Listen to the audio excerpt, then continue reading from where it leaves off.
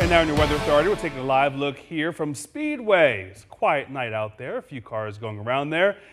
Quiet is good compared to some other things that we've been dealing with here, Adam Feick. But it's going to be a rough and tumble week, I think, right? I mean, the start of the week's not bad, but what I really liked about that, I almost said picture, image on the camera was most of that snow's pretty much gone. It's just where the plows have been piling that snow over the past couple weeks. So the good news is we're seeing activity at least calm for now. Anything involved with the rain showers with the slow pressure have well moved on out of the area.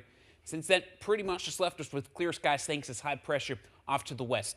Likely going to influence over the next couple of days. So tomorrow and Tuesday, more likely going to see more so sunshine. It's not until we get towards the middle, towards the end of the week. So Wednesday, could see a few light rain showers. Even Thursday could see the return of a few thunderstorms as well. Even as we head to next weekend, we'll have to watch for a few more rain showers, even a few more snow showers trying to mix in there as well. And really, with this high pressure, it's just allowing all the cooler temperatures to really stay north. So our jet stream that normally over the past couple weeks has been further south, we see that well north across the Hudson Bay. So all the shades of blue and purple well north. So all this warm air that's typically over the desert southwest of Gulf of Mexico has easily been allowed to come in. And even as we start the week, it pretty much stays that way.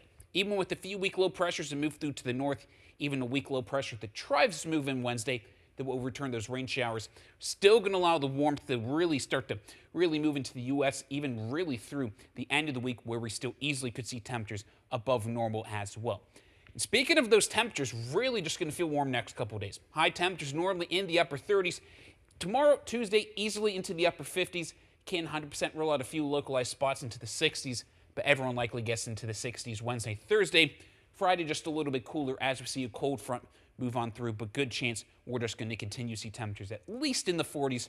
Still a good chance we could see some days here and there in the 50s and 60s moving forward as well.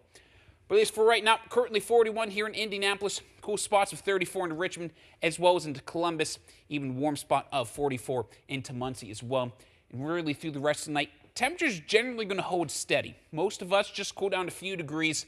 Really by 3 a.m. we're about to 37 here in Indy, and then we hold steady. But that's because we're likely going to see some fog that tries to settle in, especially along and south of I-70. Because of that, we do have a dense fog advisory, again, from we see Richmond, Shelbyville, all the way through Terre Haute, riding just along I-70.